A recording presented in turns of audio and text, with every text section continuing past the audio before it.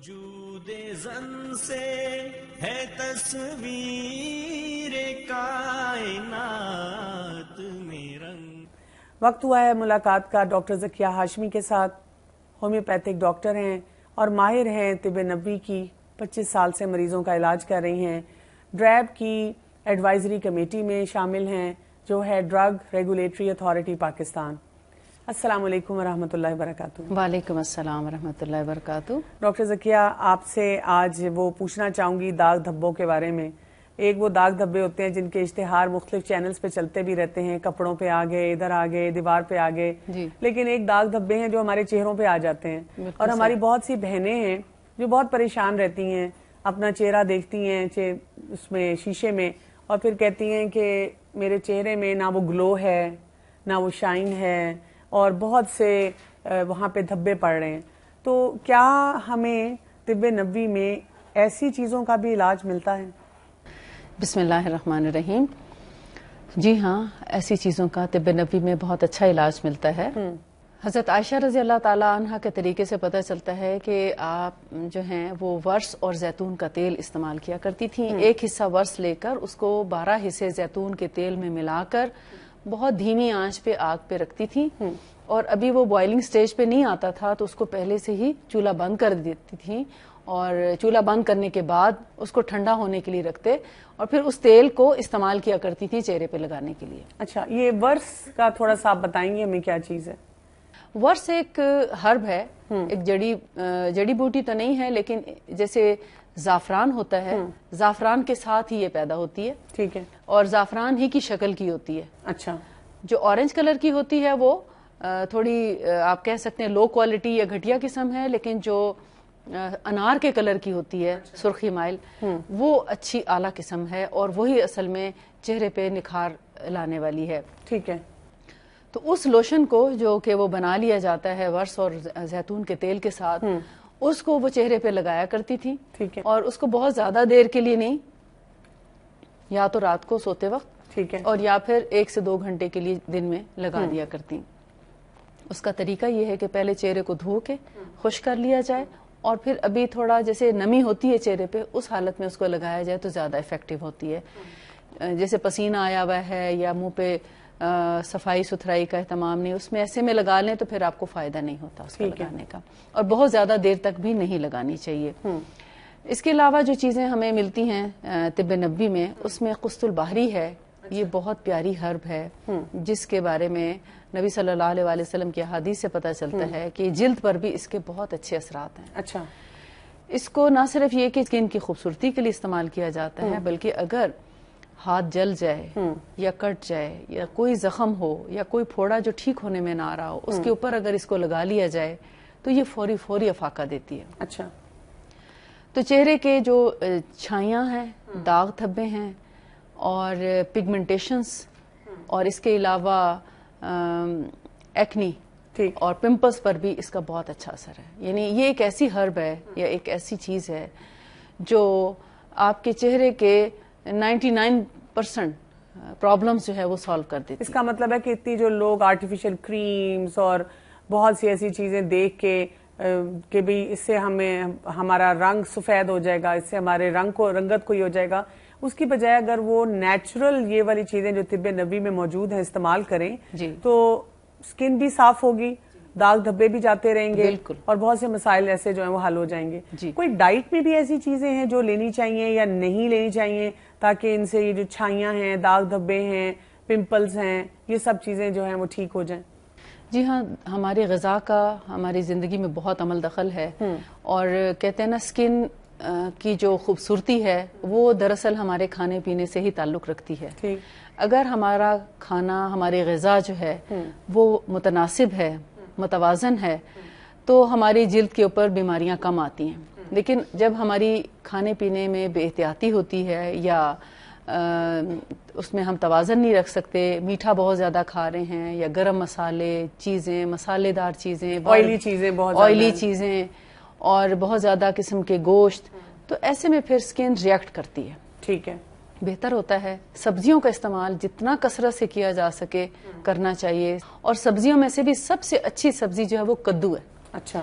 کدو جو ہے پمکن, یہ ہماری سکن کے لیے بہت ہی بہترین چیز ہے. جیسے آپ دیکھتے ہیں حضرت یونس علیہ السلام کے قصے میں کہ جب مچھلی نے ان کو نگل لیا اور ان کی سکن خراب ہو گئی تھی تو اللہ تعالیٰ نے اسی وقت کدو کی بیل اگائی اور اس پہ کدو لگائے اور ان کو حکم دیا کہ اس کو لگاؤ بھی صحیح اور اس کو کھاؤ بھی صحیح. بالکل صحیح. اور آپ تھوڑے ہی دنوں میں بالکل ٹھیک ہو گئے. اور آج کل کے اگر ہم دیکھتے ہیں کہ بچے گھر آئیں اور اگر اماں نے کہہ دیا کہ بیٹا آج کدو پکے ہیں تو کہتے ہیں اچھا ہم تو بھوک نہیں ہے, کھانا نہیں کھائیں گے یا کچھ اور بنا لیں گے یا باہر سے کھائیں گے.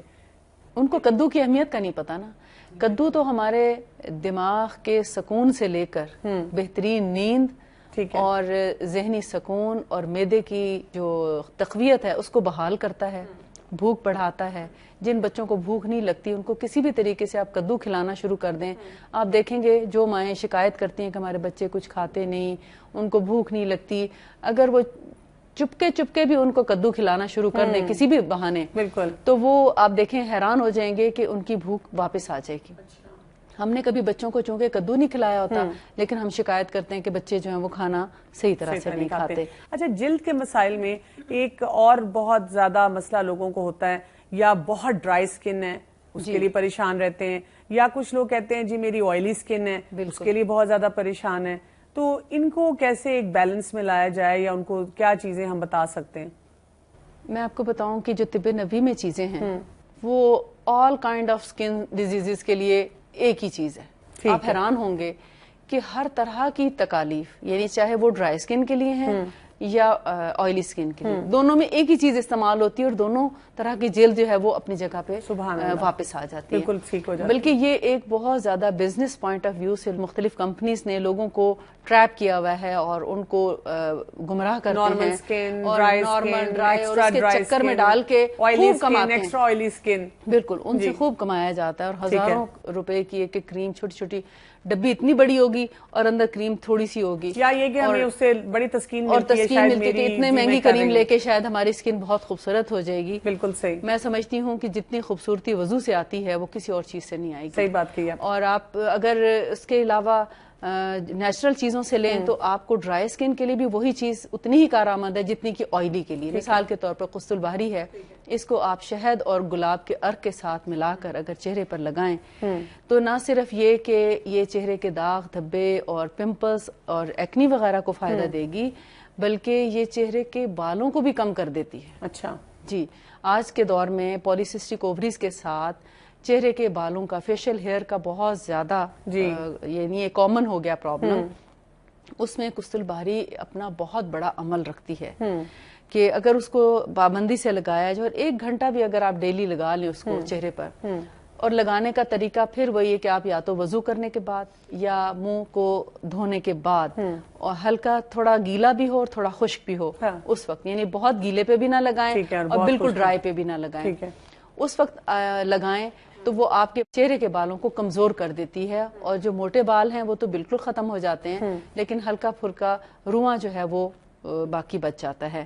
اور نہ صرف یہ کہ بالوں کے لیے فائدہ مند ہے, اسی سے آپ کے ایکنی اور پمپلز بھی ٹھیک ہوں گے, اسی سے آپ کے اسکارز, چھائیاں, پگمنٹیشنز وہ بھی ہیل ہو ساری ٹھیک ہو جاتی. بالکل. اچھا, اس طرح کچھ لوگوں کا یہ مسئلہ ہوتا ہے کہ وہ کہتے ہیں کہ ہماری عمر اتنی نہیں ہے لیکن ہمارے جسم پہ جھریاں پڑنی شروع ہو گئی ہیں. کچھ لوگ تو ویسے بھی آپ دیکھیں کہ آج کل کے دور میں یہ پریشان رہتے ہیں کہ ہم اپنی عمر سے ذرا ینگ نظر آئیں, اور اگر آپ مارکیٹ میں جائیں جہاں ایک طرف یہ بیوٹی کریمز اور اس قسم کی چیزوں کی بھرمار ہے, یہ اینٹی ایجنگ جو کریمز ہیں اور اینٹی رنکل کریمز ہیں یہ بھی بہت زیادہ مارکیٹ میں آ گئی ہیں, اور لوگ ان کو استعمال کرتے ہیں, ڈے کریم, نائٹ کریم اور فلاں یہ الٹرا وائلٹ لائٹ سے بچنے کے لیے.